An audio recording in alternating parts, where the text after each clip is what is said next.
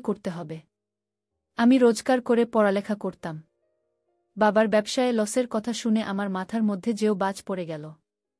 কি করব বুঝতে পারছিলাম না। অবশেষে আমার এক বন্ধুর কাছে পরামর্শ নিলাম। আমার বন্ধু আমাকে বলল, সজীব তুই অনেক মেধাবী আর তাছাড়া তোর রেজাল্টও ভালো। তুই হয়ে পার্ট টাইম কোনো জব করতে পারিস। না হলে এমনিতে ঢাকা শহরের টিউশনের অনেক ডিমান্ড। তুমি যদি টিউশনিও পড়াস তাহলেও অনেক টাকা তোর ইনকাম হবে। তবে চাকরি পাওয়াটা অনেক কঠিন। তুই চাইলে খুব অল্প সময়ের মধ্যে টিউশন ব্যবস্থা করতে পারবে। আর তাতে তোর থাকা খাওয়া এবং তোর অন্যান্য যাবতীয় খরচাবলিও আশা হয়ে যাবে। আমি আমার বন্ধু রুবেলকে বললাম, রুবেল এই মুহূর্তে আমি টিউশনি পাব কোথায়? আর টিউশনি পড়ানোর আমার পূর্বের কোনো অভিজ্ঞতা নেই। আমাকে কি এত সহজে কেউ টিউশন দিবে? তখন রুবেল বলল, দোস্ত তুই এই নিয়ে কোনো চিন্তা করিস না। তুই যদি টিউশন পড়াস তাহলে আমি ব্যবস্থা করে দিব। আর তুই জানস যে আমি অলরেডি বেশ কয়েকটা টিউশনি পড়াই। আরে বেটা, আমারও তো পারিবারিক অবস্থা খুব ভালো না। আমি তো ঢাকা শহরে টিউশন পড়িয়ে আমার পড়ালেখার খরচ চালাই। আমার হাতে অনেক টিউশনি আছে। এখান থেকে যে কোনো একটা টিউশন তোকে দিয়ে দিব। ব্যাস, তাহলে তো হয়ে গেল। তোর খরচপানি নিয়ে কোনো চিন্তা করতে হবে না।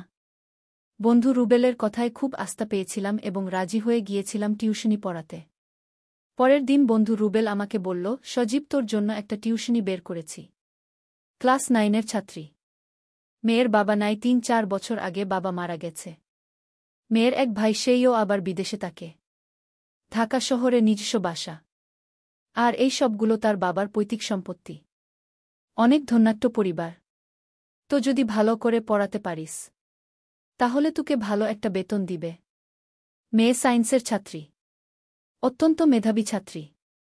তুই তাকে পড়িয়ে অনেক শান্তি পাবি। কারণ সে অনেক অল্পতে বুঝে ফেলে। আমি তাকে আগে পড়াতাম। ফ্যামিলি অনেক ভালো। টাকা পয়সা নিয়ে কোনো ঝামেলা করে। আমি বললাম, দোস্ত যদি তুই ভালো মনে করিস তাহলে আমি টিউশনি পড়াতে চাই। কারণ তুই তো জানস আমার বর্তমান আর্থিক অবস্থা খুব খারাপ। যদি একটা টিউশনি করে একটু সাপোর্ট পাই তাহলে ভালো হবে। বন্ধুরা, অবশেষ আমার বন্ধু রুবেলের সহায়তায় ঢাকা শহরের একটি আভিজাত্য পরিবারে আমার একটা টিউশনির ব্যবস্থা হয়। যদিও যার মেয়েকে পড়াবো তার স্বামীও বেছে নেই। অর্থাৎ সে একজন বিধবা মহিলা। তার একটি মাত্র মেয়ে। তার মেয়ের নাম জান্নাতুল আক্তার মিম। 9 শ্রেণীর ছাত্রী। তাও আবার সায়েন্সের ছাত্রী। অত্যন্ত একজন মেধাবী ছাত্রী। টিউশনিটা পেয়ে আমি মনে মনে অনেক খুশি হয়েছিলাম। যাই হোক বন্ধুরা, প্রথম দিন আমি টিউশনি পড়াতে গেলাম। টিউশনি পড়াতে গেলে আমি যে ছাত্রীকে পড়াতে গেলাম, অর্থাৎ আমার ছাত্রীর নাম ছিল মিম। মিমের মা মানে আমার আন্টি আমাকে এসে জিজ্ঞাসা করল, কি নাম তোমার বাবা? আমি বললাম যে, আন্টি আমার নাম সাজেদুল ইসলাম সজীব। আন্টি বলল, বেশ সুন্দর তো নামটা।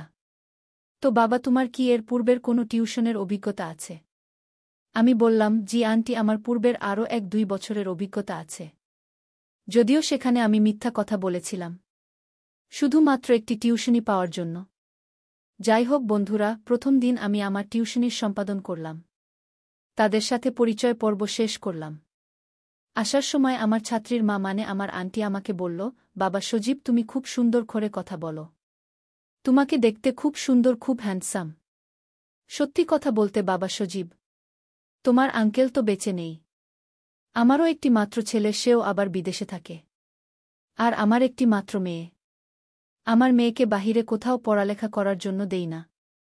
কারণ আজকাল দেশের যে অবস্থা খুব একটা ভালো না বাবা সজীব। বাবা সজীব, তোমার আঙ্কেল যা রেখে গিয়েছেন তাতেই আমাদের সারা জীবন কেটে যাবে।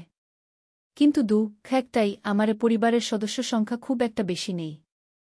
যাই হোক বাবা সজীব, আমি কি তোমার উপর ভরসা করে আমার মেয়েকে তোমার এখানে পড়ানোর জন্য দিতে পারি? আমি বললাম, আন্টি অবশ্যই দিতে পারেন। আপনার মেয়ে আমার বোনের মতো। আমি সব সময় তাকে বোনের মতো করে দেখব। আপনি আমার উপর সেই ভরসা করতে পারেন। তখন আন্টি একটা হাসি দিয়ে বললেন, বাবা সজীব, তোমার উপর আমার সেই ভরসাটা আছে। আর তাছাড়াও তুমি দেখতেও ছেলে হিসেবে অনেক ভালো। যে কারণেই আমার মেয়েকে তোমার এখানে পড়াতে সুযোগ দিয়েছি। বাবা সজীব, তোমার প্রতি আমার একটা ছোট্ট অনুরোধ। তুমি কখনো আমার মেয়ের সাথে অন্য কিছু করো না। তাহলে আমি খুব দুঃখ পাব। আমার মেয়েটা যদিও পড়ালেখায় অনেক মেধাবী, কিন্তু সাধারণ জ্ঞান খুবই কম। আমার মেয়েটা অবুঝ। আমার মেয়েটাকে একটু ভালো করে পড়িয়ে ভালো রেজাল্ট করাবে। আমার মেয়েটাকে একটু ভালো করে পড়িয়ে ভালো রেজাল্ট করাবে। আমার মেয়েটাকে পড়ালেখা করানো আমার জীবনের সবচেয়ে বড় স্বপ্ন এবং কি তার বাবারও স্বপ্ন ছিল। আমি বললাম, আন্টি আপনি কোনো চিন্তা করবেন না। আমি আপনার মেয়েকে ভালো রেজাল্ট করানোর জন্য সর্বোচ্চ চেষ্টা করব। তারপর থেকে বন্ধুরা শুরু হয়ে গেল আমার টিউশন। আমি প্রতিদিন টিউশনি তাদের বাসায় গিয়ে পড়াতাম। টিউশনির শেষে আন্টি আমাকে ভালো ভালো খাবার খেতে দিতেন এবং আমাকে আন্টি অন্যরকম স্নেহ করতেন। আন্টির ব্যবহার আমার কাছে মনে হয়েছিল যেন উনি আমাকে ঠিক ছেলের মতো দেখতেন। আর এদিকে তার মেয়ে মিম অত্যন্ত মেধাবী ছাত্রীও ছিলেন। আমি তাকে পড়ানোর সময় বিভিন্ন প্রসঙ্গ নিয়ে তার সাথে রসিকতা করতাম। সেও আমার সাথে মোটামুটি রসিকতা করত। মানে বলতে পারেন আমি তাদের ফ্যামিলির একজন সদস্যের মতো হয়ে গিয়েছিলাম।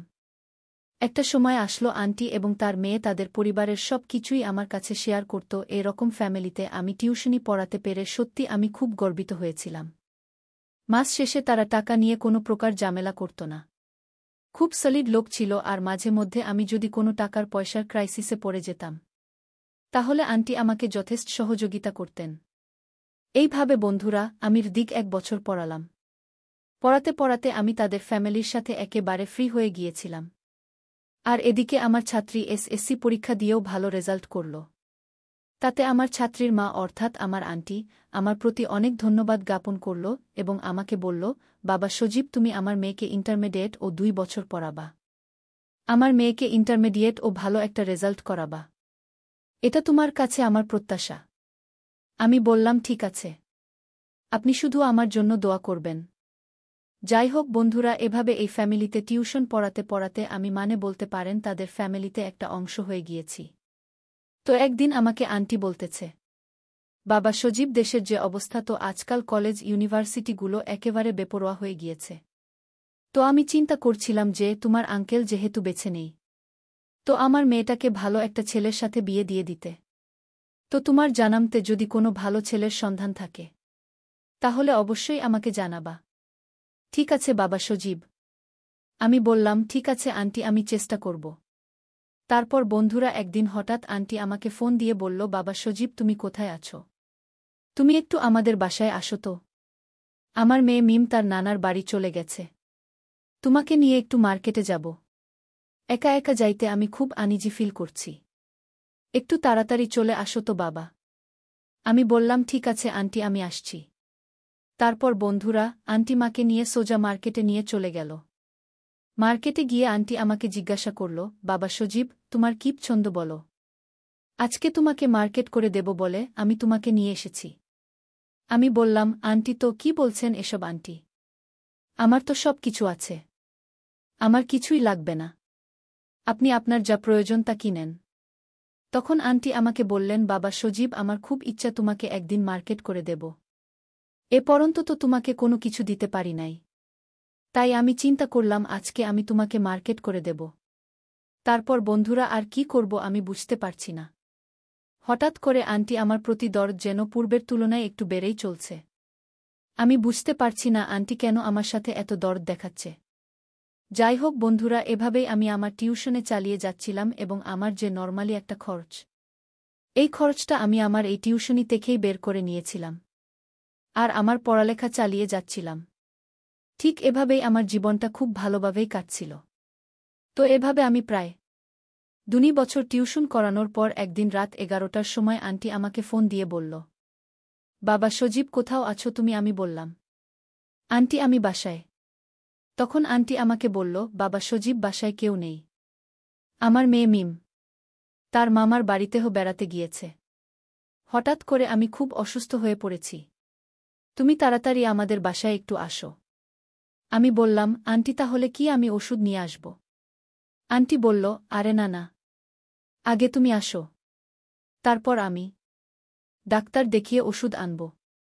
আমি বললাম, ঠিক আছে আন্টি, তাহলে আমি আসছি। তারপর বন্ধুরা আমি রাতের বেলায় আমি আন্টির বাসায় গিয়ে দেখলাম আন্টি খুব সাজুগুজেও করে একবারের স্মার্ট হয়ে কারো জন্যে অপেক্ষা করছে। আমি আন্টিকে দেখে বললাম, কি আন্টি, আপনি না অসুস্থ? তখন আন্টি আমাকে বলল, বাবা সজীব, আমি অনেক দিন ধরে সাজুগুজু করি না। যখন থেকে তোমার আঙ্কেল মারা গিয়েছে, তারপর থেকে সাজগোজ করি না। আজকে কেন জানি মনে হল আমি একটু সাজগুজ করি, তাই আমি একটু সাজগোজ করলাম। বিশেষ করে বাবা সজীব, তোমাকে দেখানোর জন্য। দেখে তো সজীব আমাকে কেমন লাগছে। আমি বললাম, আন্টি ঠিক আছে, আপনাকে অনেক সুন্দর লাগছে, কিন্তু এই সাজগুজ আমাকে দেখালে কোনো লাভ হবে না। আর তাছাড়া আমাকে দেখানো আপনার উচিত হবে না। আপনি যেভাবে সেজেছেন, তা যদি কেউ দেখলে হয়তো অন্য কিছু হয়ে যেতে পারে। কোথায় আন্টি, আপনি না বলেছেন আপনি খুব অসুস্থ? তখন আন্টি বলল, আরে সজীব, তুমি একটু বুঝার চেষ্টা করো, বাসায় কেউ নেই, আমি একা। এখন আমি যদি অসুস্থতার কথা না বলি তাহলে তুমি কি আসতে? আমি বললাম, সরি আন্টি, আমার মনে হয় আমার সাথে আপনার এরকম আচরণ করা উচিত হয়নি। তখন আন্টি আমাকে বলল, বাবা সজীব, একা একা আমার ভালো লাগছিল না, যে কারণে আমি ভাবছিলাম তোমার সাথে একটু গল্প করে সময় কাটাই। কিন্তু তুমি তো দেখছি এজন্য ভীষণ রাগ করেছ। আচ্ছা ঠিক আছে সজীব, তোমার যদি আমার সাথে গল্প করতে ভালো না লাগে তাহলে তুমি চলে যাও। আমি বললাম, না না আন্টি, কি বলছেন এসব? কেন ভালো লাগবে না? আপনার সাথে তো গল্প করতে আমার অবশ্যই ভালো লাগবে। কিন্তু আপনি আমার সাথে মিথ্যে কথা বলেছেন যে, এই কারণেই আমার একটু খারাপ লাগছে। আর কি আন্টি, মিথ্যে কথা আমার একদম পছন্দ না। তখন আন্টি আমাকে বলল, বাহ সজীব, তোমার এই সত্যবাদিতা দেখে সত্যিই আমি মুগ্ধ। তারপর বন্ধুরা আন্টি আমাকে বলল, বাবা সজীব, রাত তো অনেক হল, এসো বসো আমার পাশে, বাসায় কেউ নেই, আজকে তুমি আর আমি অনেকক্ষণ গল্প করব। আমি ঠিক আছে আন্টি। তারপর বন্ধুরা আন্টি বিভিন্ন বিষয়ে আমার সাথে অনেকক্ষণ গল্প করেছিল। এভাবেই গল্প করতে করতে বন্ধুরা হঠাৎ আমি লক্ষ্য করেছিলাম আন্টি আমার প্রতি কেমন যেন দৃষ্টিপাত করতে লাগল। আমি বললাম, আন্টি, কি হয়েছে আপনার? আপনি আমার প্রতি এভাবে চেয়ে রয়েছেন কেন? তখন আন্টি আমাকে বলল, বাবা সজীব, তোমার আঙ্কেল মারা গিয়েছে, অনেক দিন গত হল, কিন্তু আমার মনের কষ্ট বোঝার মতো কাউকে পেলাম না। সজীব, একা একা থাকা যে আমার অনেক কষ্ট হয়, আমার কষ্টগুলো কাউকে বোঝাতে পারছি না। আমি চাচ্ছি আমার কষ্টগুলো তোমাকে আজকে শেয়ার করতে। বুঝতেই তো পারছ বাবা সজীব, আমি তোমাকে আজকে কেউ এখানে ঢেকে এনেছি। আমি বললাম, আন্টি, আপনার কি মাথা খারাপ হয়েছে গেছে নাকি? আমি আপনার মেয়ের টিউশন মাস্টার, আর তাছাড়াও আমি আপনার ছেলের মতো। আমার দ্বারা এরকম কিছু কখনোই হবে না, আপনি আমাকে মাপ করবেন। তখন আন্টি তার উদ্দেশ্য পূরণের জন্য বিভিন্ন কৌশল অ্যাপ্লাই করলেন। তারপরেও তাতে উনার কোনো উদ্দেশ্য সফল হয়নি। অবশেষে আমি আমার অবস্থান থেকে সত্য থেকে ফিরে আসব। তখন আন্টি আমাকে ডাক দিয়ে বলল, বাবা সজীব, একটি কথা শুনো আমার। আমি বললাম, কি বলবেন আন্টি, বলেন। তখন আন্টি আমাকে বলল, বাবা সজীব, এতক্ষণ আমি তোমার সাথে যা করলাম তার সবই আমার অভিনয় ছিল। কারণ আমার মেয়ে বিয়ের উপযোগী হয়ে গেছে, তাই আমার মেয়ের জন্য সৎ চরিত্রবান একটি ছেলে খুঁজছি। আর তাছাড়াও আমার মেয়ের জামাই বানানোর জন্য তোমাকে আমার আগে থেকেই পছন্দ ছিল, কিন্তু তোমার চরিত্র সম্পর্কে আমার ক্লিয়ার ধারণা ছিল না। তাই তোমার চরিত্রটা পরীক্ষা করার জন্য তোমার সাথে আমার এই নাটকটা করতে হয়েছিল। বাবা সজীব, তুমি আমার পরীক্ষায় 100তে 100 পেয়েছ। বাবা সজীব, টাকা পয়সা অর্থবিত্ত কোনো কিছুই আমার কাছে অভাব নেই, কিন্তু অভাব ছিল আমার মেয়ের জন্য একটা সৎ চরিত্রবান ছেলে। আজ আমি তা পেয়ে গেছি। এবার তুমি যদি রাজি থাকো তাহলে তোমার মা বাবা এবং সকল আত্মীয় স্বজনকে নিয়ে ধুমধাম করে আমি আমার মেয়েকে তোমার নিকট বিয়ে দিতে চাই। আমি বললাম, সত্যি আন্টি, আপনি যা বলছেন সত্য বলছেন? তখন আন্টি বলল, হ্যাঁ বাবা সজীব, আমি যা বলছি সবই সত্য বলছি। এতদিন আমি তোমাকে পরীক্ষা করেছিলাম, আজ আমি তোমাকে বিশেষ এ কৌশলে পরীক্ষা করেছিলাম। তুমি আমার পরীক্ষায় পাশ করেছ, তাই তোমাকে উপহার হিসেবে আমার একমাত্র রাজকুমারী কন্যা তোমাকে দিয়ে দিলাম বাবা।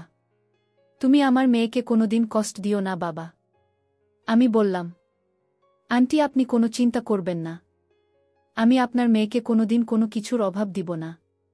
তারপর থেকে বন্ধুরা সজীবের সাথে আমার মেয়েকে বিয়ে দেওয়ার পর তাদের সংসার খুব সুখে শান্তিতেই চলছিল। আমিও তাতে অনেক শান্তি পেয়েছিলাম, কারণ তার বাবার স্বপ্ন ছিল তার মেয়েকে ভালো একটা ছেলের সাথে বিয়ে দেওয়া। আজ আমি তার বাবার স্বপ্নটা পূরণ করতে পেরেছি। এই জন্যই আমার মনে অনেক শান্তি পাচ্ছি। পরিশেষে বন্ধুরা, আমি তোমাদেরকে একটি কথা বলতে চাই। তোমাদের যাদের ছেলে মেয়ে বিবাহর উপযোগী, অবশ্যই তোমরা একটু যাচাই বাছাই করে বিয়ে দিবা। আর তা না হলে এই ছোট্ট একটা ভুলের জন্য এর যন্ত্রণা তোমাদেরকে সারা জীবন বয়ে বেড়াতে হবে। বন্ধুরা, আজকে এই পর্যন্তই। আবারও আসবো তোমাদের মধ্যে নতুন কোনো ভিডিও নিয়ে। ভিডিও যদি তোমাদের ভালো লাগে তাহলে একটি লাইক দাও। প্রতিদিন আমি তোমাদেরকে একটা করে নতুন গল্প উপহার দিব, তাই তোমাদেরকে অনুরোধ করে বলছি, তোমরা যদি এই রকম ধরনের ইন্টারেস্টিং গল্প পেতে চাও তাহলে দয়া করে আমার চ্যানেলটি সাবস্ক্রাইব করো। পরিশেষে তোমাদের সুস্থ কামনা করি। ভিডিওটি দেখার জন্য তোমাদের সকলকে অসংখ্য ধন্যবাদ।